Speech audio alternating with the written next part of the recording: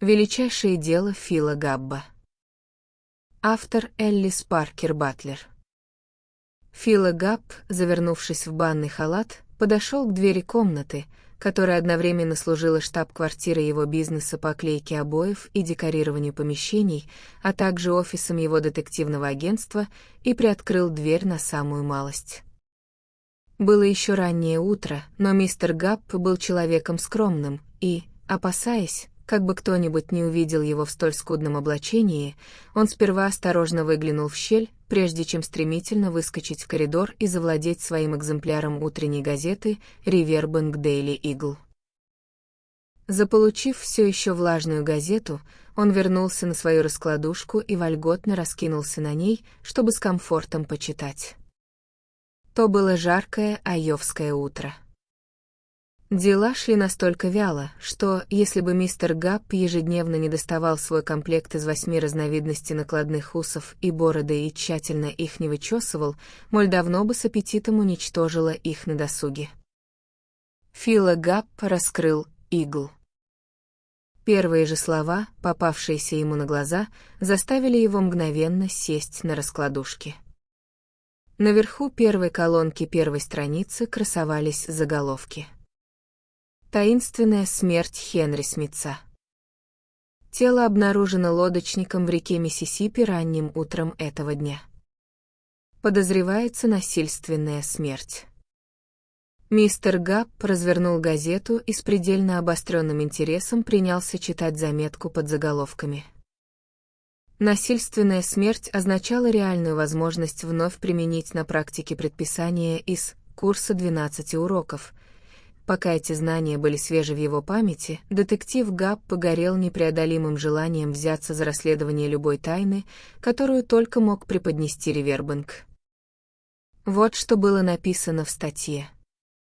Как раз в тот момент, когда мы отправляем номер в печать, к нам поступило сообщение от полицейского Майкла О'Тула о том, что известный добытчик речного жемчуга и лодочник Сэмюэл Флигис, по прозвищу Длинный Сэм, занимаясь прошлой ночью ловлей моллюсков чуть ниже моста, извлек из воды тело Хенри Смитса, некогда проживавшего в наших краях. Мистер Смитс числился пропавшим без вести на протяжении 3 дней, и его супруга сильно переживала. Мистер Бронсон из компании Бронсон Пекинг Компани, у которого он работал, подтвердил, что мистер Смитс отсутствовал уже несколько дней.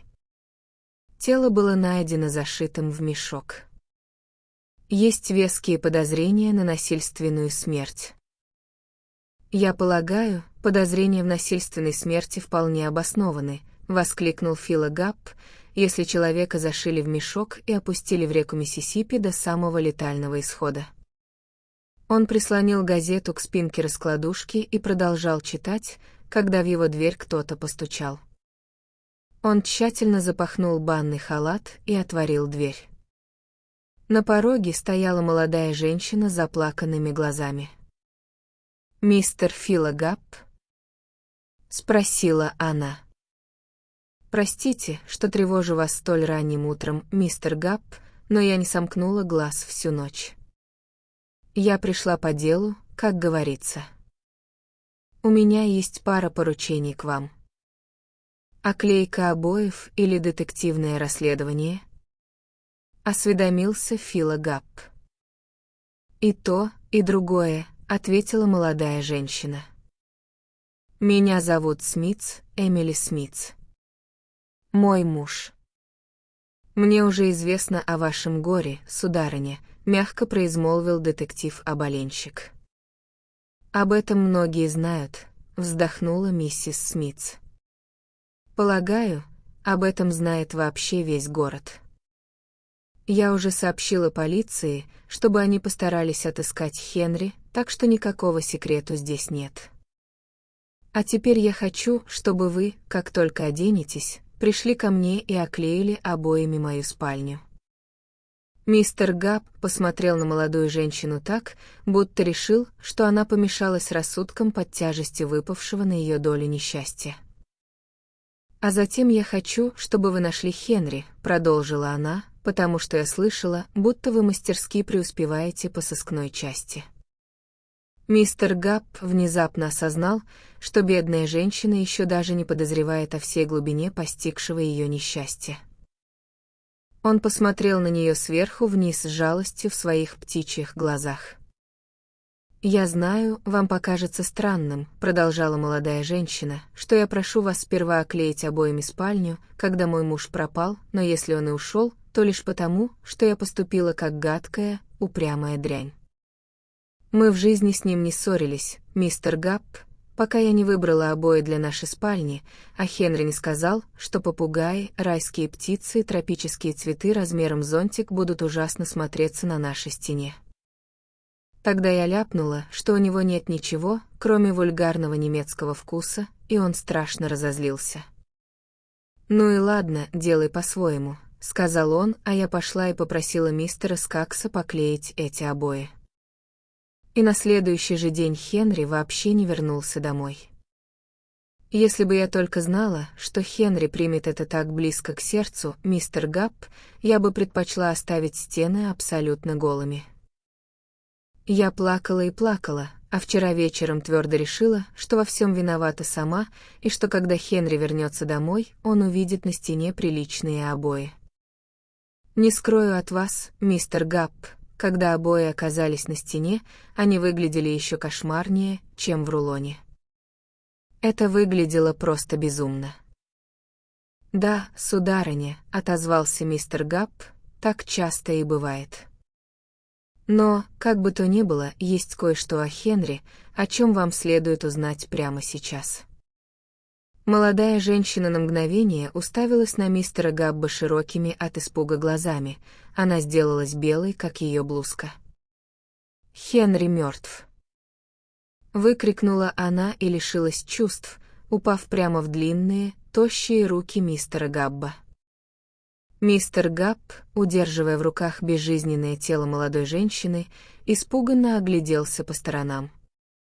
Он стоял в полном замешательстве, совершенно не ведая, что предпринять, как вдруг увидел полицейского О'Тула, шагавшего к нему по коридору. Полицейский О'Тул вел за руку человека, на запястьях которого гремели наручники. «Это еще что такое?» Не слишком любезно поинтересовался полицейский, увидав облаченного в банный халат мистера Габба с лишившейся чувств женщиной на руках.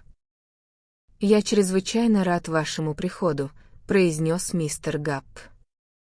Единственное объяснение происходящему заключается в том, что сия есть миссис Хенри Смитс, вдова, которая упала в обморок прямо на меня вопреки моим желаниям и воле. «Да я просто спросил», — вполне вежливо ответил полицейский О'Тул. «Вам не следует спрашивать о подобных вещах до тех пор, пока вас не попросят спросить», — строгим тоном заметил мистер Габб. Заглянув в комнату мистера Габба и убедившись, что легких путей для побега там нет, О'Тул втолкнул своего арестанта внутрь и забрал обмякшее тело миссис Смитс у мистера Габба, который прошел вслед за ними в комнату и прикрыл дверь. «Пожалуй, я скажу то, что хочу сказать, прямо сейчас», — заговорил человек в наручниках, как только остался наедине с мистером Габбом. «Я не раз и не два слышал о детективе Габби, и как только влип в эти неприятности, сразу сказал себе: Габб — единственный человек, который сможет меня вытащить, если это вообще кому-то под силу. Меня зовут Херман Уиггинс». «Рад знакомству», — отозвался мистер Габб, просовывая свои длинные ноги в брюки. «И даю вам слово, чего бы оно ни стоило», — продолжал мистер Уиггинс, «что я не виновен в этом преступлении, как нерожденный младенец». «В каком преступлении?» — спросил мистер Габб. «Как в каком?» «В убийстве Хена Смитса, о каком же еще, по-вашему?» — ответил мистер Уиггинс. «Неужели я похож на человека, который пойдет и укокошит кого-то только потому, что...» Он запнулся, и мистер Габб, натягивавший подтяжки на свои костлявые плечи, посмотрел на мистера Уиггинса проницательным взглядом. «Ну, только потому, что мы с ним пошутили на словах», — сказал мистер Уиггинс. Я к вам обращаюсь. Разве не может человек время от времени пошутить на словах? Несомненно так, согласился мистер Гапп. Вот и я так думаю, подхватил мистер Уиггинс. Всякому понятно, что человек говорит не всерьез. Когда я пошел и заявил Хену Смитцу, что прикончу его так же верно, как зеленые яблоки растут на дереве, я просто дурачился. Но этот дурак полицейский. Мистер О'Тул? Ну да. Ему поручили расследовать это дело Хена Смитца, и первым делом он взял и арестовал меня за убийство. Дерзко, я бы сказал. Полицейский О'Тул приоткрыл дверь на самую малость и заглянул внутрь. Увидев, что мистер Гапп уже заканчивает одеваться, он распахнул дверь шире и помог миссис Смитсу сесть на стул. Она все еще была очень слаба, но, будучи храброй маленькой женщиной, изо всех сил пыталась сдержать рыдание. «Закончили?» — спросил О'Тул у Уиггинса. «Если закончили, пошли обратно в камеру». «Вы не разговаривайте со мной таким тоном», — сердито огрызнулся мистер Уиггинс. «Нет, я еще не закончил. Вы не умеете обращаться с джентльменом как с джентльменом, да и никогда не умели». Он повернулся к мистеру Габбу. «Суть дела вот в чем: меня арестовали за убийство Хена Смитца, а я его не убивал. И я хочу, чтобы вы взялись за мое дело и вытащили меня из тюрьмы». «Эх, чушь!» — воскликнул О'Тул. «Убил ты его, и сам прекрасно это знаешь. Чего тут языком чесать?» Миссис Смитс подалась вперед на стуле. «Убил Хенри!» — выкрикнула она. «Он никогда не убивал Хенри. Это я его убила». «Ну, сударыня», — вежливо произнес О'Тул, — «не хотелось бы возражать даме, но вы его вовсе не убивали.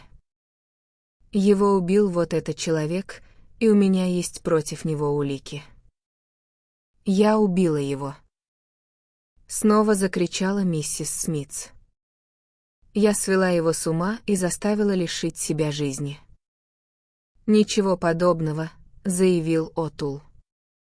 «Его убил этот человек, Уиггинс». «Вовсе нет», — возмущенно воскликнул мистер Уиггинс.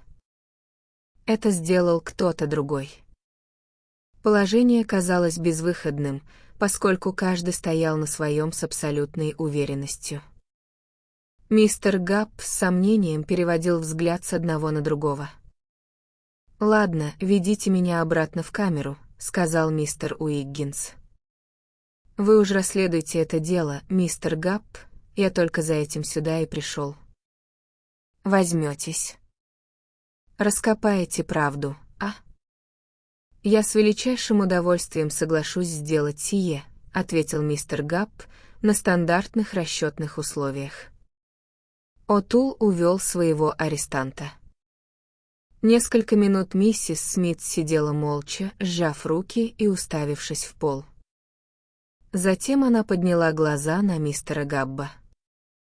«Вы ведь будете работать над этим делом, мистер Габб, правда?» — умоляюще спросила она. «У меня есть немного денег, я отдам все до последней монеты, только бы вы постарались. Это жестоко, жестоко заставлять этого бедного человека страдать от обвинения в убийстве, когда я точно знаю, что Хенри лишил себя жизни из-за того, что я была с ним груба.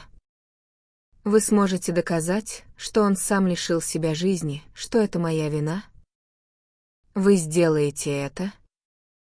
То, как детективная профессия воздействует на дело, назидательно произнес мистер Гапп, заключается вовсе не в том, чтобы доказывать что-либо конкретно специальное. Она находит улику или улики и следует за ними туда, куда они ведут. Вот на это я с готовностью согласен. «Это все, о чем я могла бы просить», — с благодарностью молвила миссис Смитс. С трудом поднявшись со своего места, она, дрожа всем телом, побрела к двери. Мистер Габб помог ей спуститься по лестнице, и лишь после того, как она ушла, он вспомнил, что бедная женщина до сих пор не знает главного. Тело ее мужа уже нашли, зашитым в мешок и на самом дне реки. Молодые мужья, случалось, ссорились с женами из-за пустяков вроде обоев в спальне. Бывало даже, что в порыве гнева они уходили из дома на несколько дней. В самых крайних случаях они даже посягали на собственную жизнь. Однако совершенно нетипично для молодого мужа сначала уйти из дома на пару дней, а затем хладнокровно зашить себя в мешок и броситься в реку. Во-первых, существуют гораздо более простые способы свести счеты с жизнью. Во-вторых, человек может с легкостью прыгнуть в воду и без того, чтобы хлопотать над зашиванием себя в мешок. А в-третьих, зашить самого себя в мешок чрезвычайно трудно. Это практически невозможно. Чтобы зашить себя в мешок, человек должен обладать немалой сноровкой, да и сам мешок должен быть весьма просторным. Предположим, он берет мешочную иглу с заправленным в нее хорошим куском бечевки, затем забирается в мешок и натягивает его себе через голову. После этого он тянется над головой, одной рукой сжимая горловину мешка, а другой орудуя иглой. В порыве горячего гнева подобное было бы совершенно невыполнимо. Фила Габб размышлял обо всем этом, перебирая свои маскировочные средства и подбирая то, что лучше всего подходило для предстоящей работы. Он только что решил, что наиболее подходящей маскировкой станет номер 13, гробовщик, и уже взял в руки короткий черный парик и длинные, обвисшие усы, как вдруг его осенила новая мысль. Если взять мешок достаточно просторный, чтобы не сковывать движений рук, то человек, даже в порыве горячей страсти, вполне мог бы зашить себя внутри. Человек, задавшийся целью самоубийственно запеленать себя в мешок, сначала зашил бы горловину мешка наглухо, а затем прорезал бы спереди щель, достаточно большую, чтобы сквозь нее пролезть. После этого он забрался бы внутрь и зашил бы этот разрез, который находился бы прямо перед его руками. Это вполне осуществимо. Фила Габб выбрал из своего гардероба черный сюртук и шелковый цилиндр с широкой траурной лентой. Он тщательно запер дверь своего офиса и спустился на улицу. В день, обещавший быть настолько жарким, сюртук и шелковый цилиндр могли причинить лишь мучительное неудобство. На отрезке пути от его двери до угла улицы с Фила Габбом поздоровались 8 разных горожан, назвав его по имени. На самом деле Ривербанк настолько привык видеть Фила Габба как в маскировке, так и без нее, что если пара-тройка детей еще могла проявить интерес при виде детектива Габба в очередном образе, то взрослые жители относились к этому не более серьезно, чем к виду банкира Дженнингса, который сегодня явился в розовой рубашке, а на следующий день — в синюю полоску. Никто и не думал обвинять банкира Дженнингса в попытке скрыть свою личность с помощью смены рубашек, и точно так же никто не воображал, будто Фила Габб пытается спрятаться, надевая маскировочный костюм. Они считали это простым деловым обычаем, точь-в-точь как мясник, повязывающий белый фартук, прежде чем встать за прилавок. Вот почему банкир Дженнингс, вместо того, чтобы гадать, кем же может быть этот высокий незнакомец в мрачном одеянии, дружелюбно поприветствовал Фила Габба. «Да, Габб», — молвил он. «Стало быть, вы собираетесь работать по делу Смитса? Рад это слышать и желаю вам удачи. Надеюсь, вы возложите вину за это преступление на нужного человека и организуете ему наказание по всей строгости закона. Скажу вам сразу, в этих слухах о том, будто Смитсу не хватало денег, нет ни капли правды. Мы действительно одалживали ему деньги, но никогда не торопили с возвратом. Мы даже не требовали с него процентов. Я дюжину раз повторял ему, что он может взять у нас в разумных пределах столько, сколько захочет и когда захочет, а рассчитаться со мной сможет тогда, когда его изобретение поступит в продажу. Никаких донесений или новостей о подобных слухах к моему слуху пока не поступало, произнес Фила Габб, но раз уж вы об этом упомянули, я приму это к сведению с определенной долей скепсиса. Ну, у меня-то никаких пуговиц нет, кроме тех, что пришиты к моему собственному костюму, завил длинный Сэм. Но если вот эта игла для мешковины пригодится. Он извлек из кармана обломок толстой мешочной иглы и положил его на ладонь Фила Габба. Мистер Габб внимательно осмотрел находку. В ушке иглы все еще оставалось несколько дюймов бечевки. Я срезал ее прямо с того самого булавного мешка, в который он был зашит, добровольно пояснил длинный Сэм. Подумал, оставлю себе на память в качестве славного сувенирчика. Вы уж верните ее мне, когда она вам больше не понадобится в качестве улики. Непременно и обязательно, согласился мистер Габб и принялся изучать иглу еще дотошнее. Обычно в обиходе встречаются два вида мешочных игл. У обоих острие изогнуто, чтобы ее было проще проталкивать в плотно набитый мешок и вытаскивать наружу. У обоих изогнутая часть слегка сплюснута, дабы большой и указательный пальцы могли крепко ухватиться и протащить иглу насквозь. Однако у одной разновидности ушко расположено на самом конце стержня, а у другой — возле самого острия. Эта же игла не походила ни на одну из них, ушко находилось ровно посередине стержня, игла имела заострение с обоих концов, а изогнутые части не имела никакого сплющивания. Мистер Габб подметил и еще кое-что: бечевка представляла собой необычный слабо крученый пеньковый шнур, а жесткую, гладкую хлопчатобумажную нить, наподобие той, что используют для ковровой основы.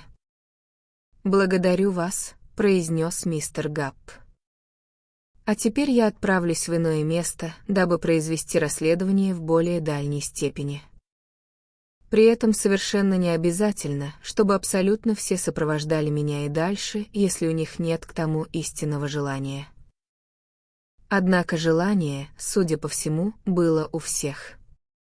Длинный Сэм вместе со своими слушателями примкнул к свите мистера Габба. Вместе с еще дюжиной новоприбывших они поплелись за мистером Габбом на приличном расстоянии, пока тот шагал в сторону комбината упаковочной компании «Браунсон», располагавшегося на берегу реки в 2 кварталах отсюда. Именно здесь и работал Генри Смитс. Вся территория предприятия, полдюжины зданий разной величины, самая крупная из которых стояла у самой воды вместе с загонами для скота, была обнесена высоким дощатым забором. Когда мистер Габб появился у ворот, сторож отступил в сторону, пропуская его внутрь. «Доброе утро, мистер Габб», — приветливо сказал он. «Я, признаться, вас уже поглядывал. Вы ведь всегда тут как тут, когда вершится преступление, верно? Меркеля, Брилла, Джакоски и остальную компанию Виггинса найдете в главном корпусе. Думаю, они выложат вам все то же самое, что уже наговорили полиции. Им это не по нутру, а куда деваться? Это ведь правда. И в чем же заключается сия правда?» Поинтересовался мистер Габб. «А в том, что Виггинс имел зуб на Хена Смитса», — отрезал сторож. Виггинс прямо заявил Хену, что живет его со свету, если тот лишит их работы, как грозился. Вот вам и вся правда. Мистер Габб, чьих восхищенных последователей сторож оставил за воротами, вошел в главное здание и узнал дорогу к отделу мистера Виггинса. Он обнаружил его на 1-м этаже, на стороне здания, обращенной к реке. С одной стороны, это просторное помещение вело в холодильную камеру компании, с другой — выходило на длинную, но узкую пристань, тянувшуюся во всю ширину корпуса. Вдоль внешнего края пристани стояли на привязи 2 баржи, и несколько человек из бригады Виггинса сгружали в них баранину, причем не отдельные бараньи ножки, а целые туши, аккуратно зашитые в мешковину. Это просторное помещение служило цехом упаковки и отгрузки, а задача людей Виггинса заключалась именно в том, чтобы зашивать забитые и охлажденные бараньи туши в мешковину перед отправкой.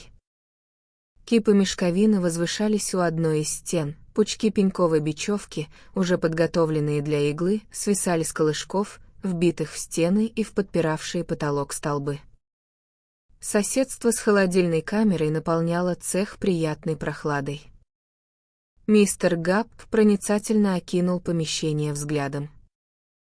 Вот мешковина, вот иглы, вот бечевка. А вон и река, в которую скинули Гена Смитса. Он посмотрел через узкую пристань на синеву речных вод. Когда же его взор вернулся обратно, детектив подметил, что один из рабочих усердно метет пристань метлой, сгребая осколки стекла прямо в реку.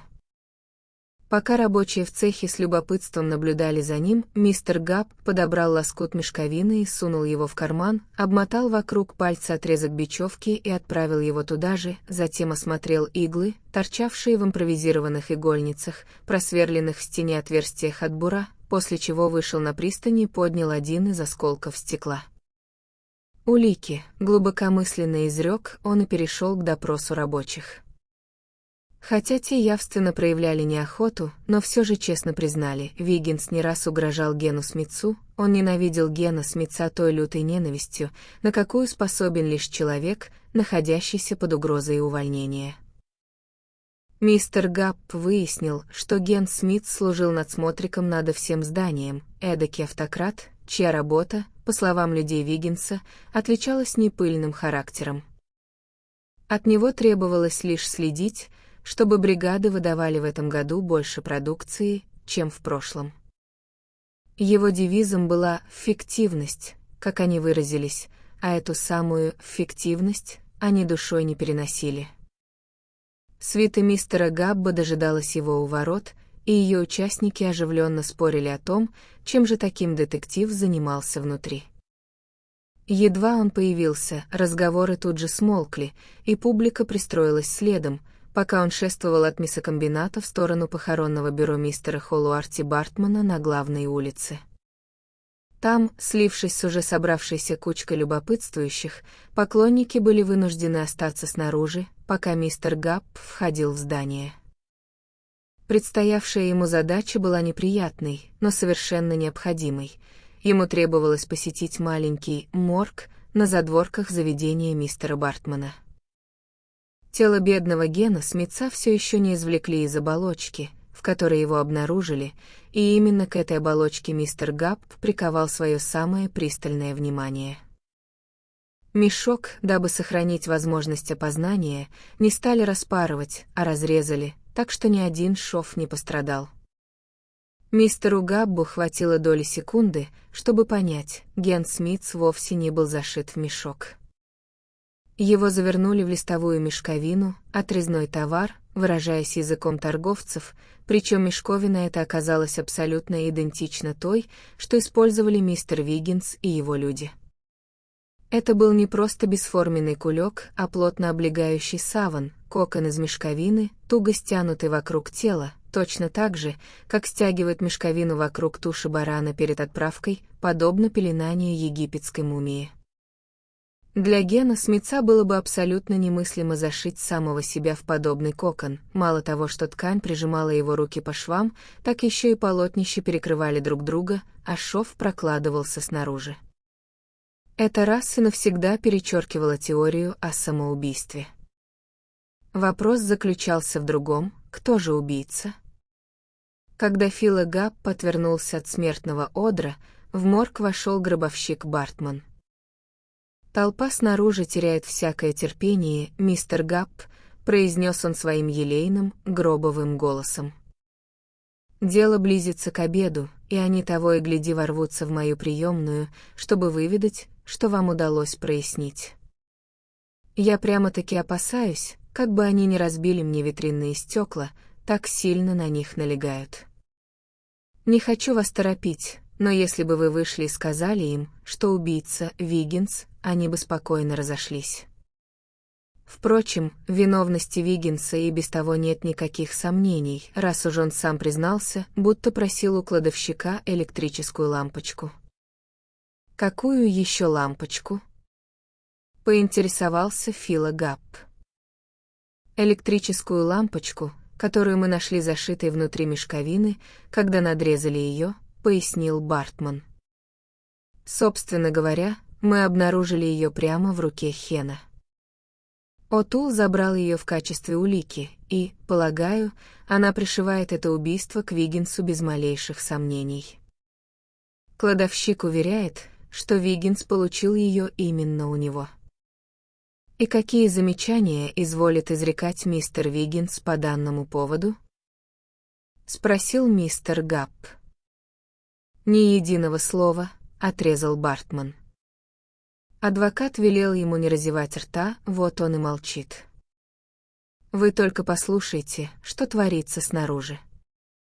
Сией толпой я займусь прямо в ближайшее время», — сурово изрек П. Гапп.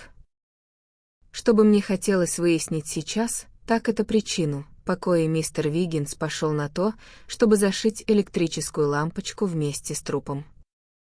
«Во-первых, — сказал мистер Бартман, — он зашивал ее вовсе не с трупом, поскольку Ген Смитс не был трупом, когда его заворачивали в мешковину, если только Виггинс не утопил его заранее.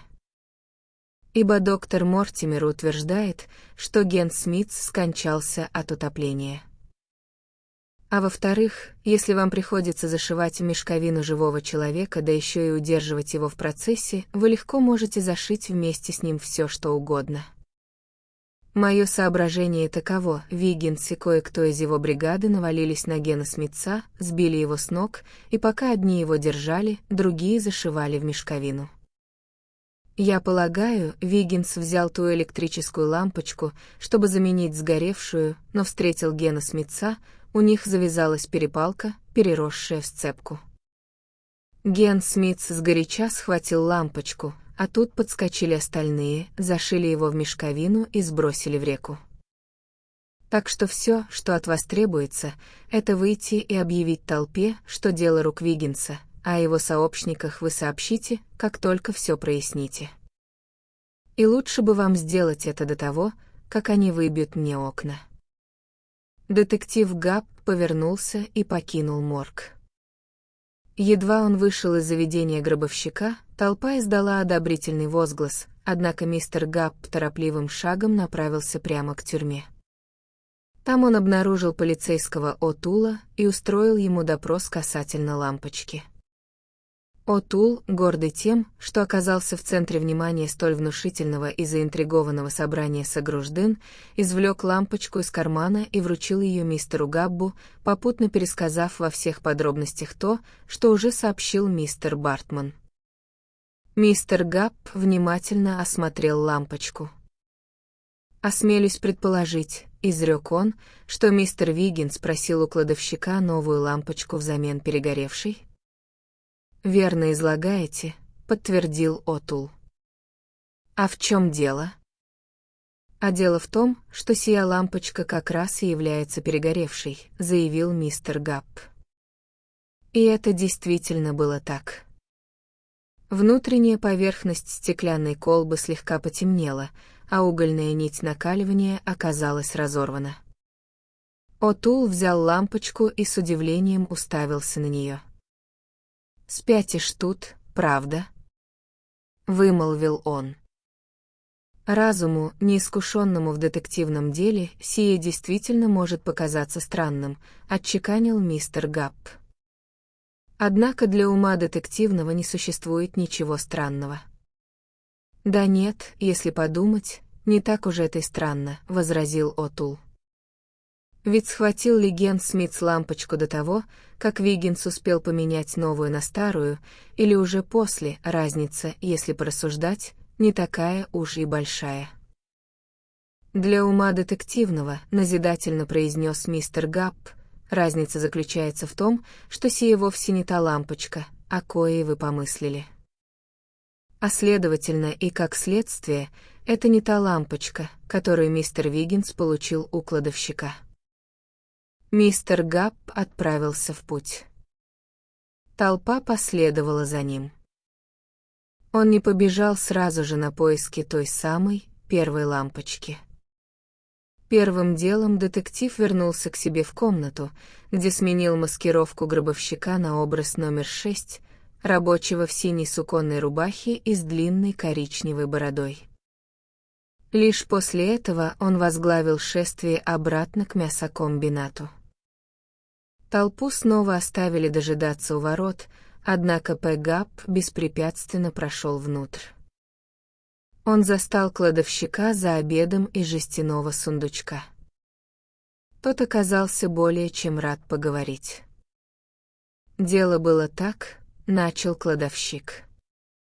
«В некоторых отделах у нас тут оврал, так что Виггинсу со своей бригадой пришлось работать сверхурочно в ту самую ночь, когда убили Гена Смитса. Ген и Виггинс были на ножах. Во всяком случае, я сам слышал, как Ген заявил Виггинсу, что тому лучше бы подыскивать другую работу, потому как на этой он долго не продержится. На что Виггинс ответил Гену, дескать, если он потеряет работу, то убьет его, то бишь Виггинс убьет Гена. Я-то тогда подумал, что это так, трёп пустой. Но Ген тоже работал сверхурочно. Он уже довольно долго засиживался по ночам в своей каморке на 2-м этаже, и в ту ночь Виггинс пришел ко мне и говорит, будто Ген попросил для себя свежую лампочку на 32 свечи. Ну я и выдал ее Виггинсу, а сам ушел домой.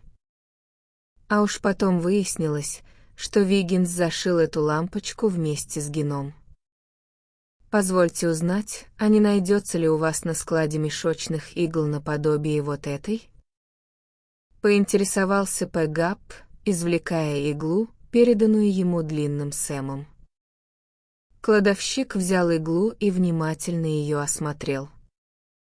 «Эких сроду не держим», — отрезал он.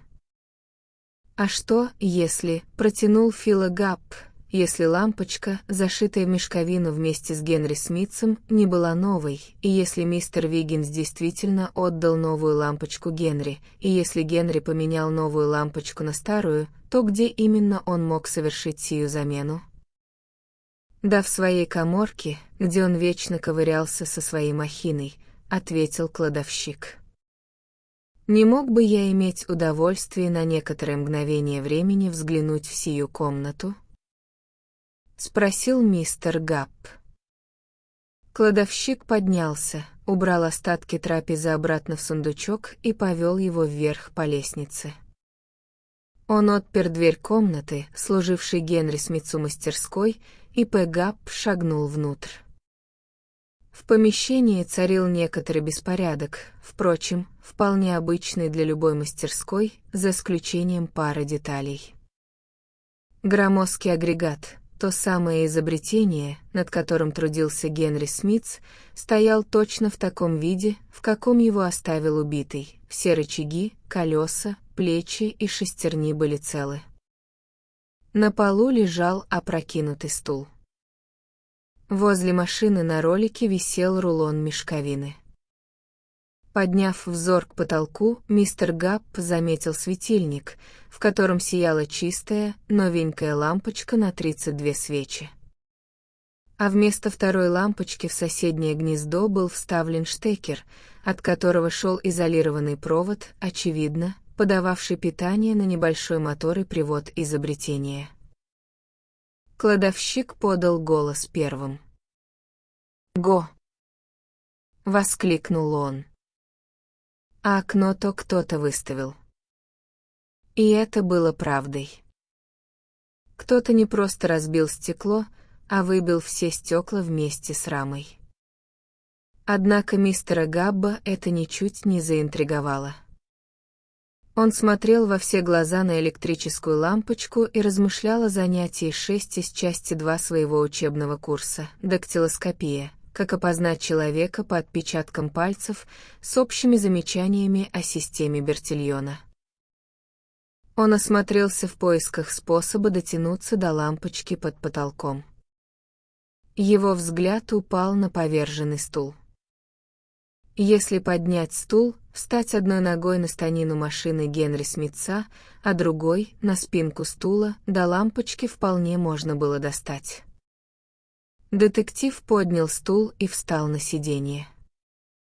Затем осторожно поставил одну ногу на станину агрегата, а второй, еще более осторожно, наступил на верхнюю перекладину спинки. Вытянув руку вверх, он выкрутил лампочку. Кладовщик увидел, как стул пошатнулся. Он бросился вперед, чтобы придержать его, но опоздал. Фила Габб, разрезая руками воздух, грохнулся прямо на широкую плоскую платформу, располагавшуюся в самой сердцевине машины Генри Смитса. Эффект проявился молниеносно. Шестерни и колеса агрегата стремительно пришли в движение. Две мощные стальные механические руки рухнули вниз и прижали детектива Габба к платформе, мертвой хваткой пригвоздив его локти к бокам. Рулон мешковины начал разматываться, и едва его свободный конец выскользнул, как его тут же подхватило, протащило под мистером Габбом, обернуло вокруг него и туго затянуло, укутав сыщика точь-в-точь так, как кутают тушу барана. Какая-то деталюшка, совершая швейные движения, прошла сверху вниз от головы до самых пят мистера Габба. Едва она достигла его ног, острый нож отсек полотно, в которое тот был заволочен от основного рулона. А затем произошло самое невероятное. Словно доска, на которой покоился сыщик, была катапультой, она внезапно и совершенно неожиданно взмыла вверх и вытолкнула Фила Габба прямо в открытое окно. Кладовщик услышал глухой вопль, а затем громкий всплеск, но когда он подбежал к окну, великий детектив-поклещик обоев уже с концами сгинул в лоне Миссисипи. Подобно Генри Смитсу, он попытался дотянуться до потолка, взгромоздившись на спинку стула. Подобно Генри Смитсу, он рухнул прямо на новоизобретенную машину для упаковки и погрузки. Подобно Генри Смитсу, он был запакован и вышвырнут через окно прямо в реку.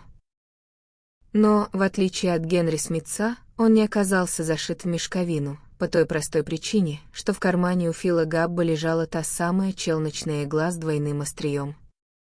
На странице 17 занятия 11-го учебного курса из 12 уроков детективного агентства «Восходящее солнце» гласится: в случаях крайней затруднительности расследования детективу надлежит по возможности точнейшим образом воссоздать предполагаемый ход преступления.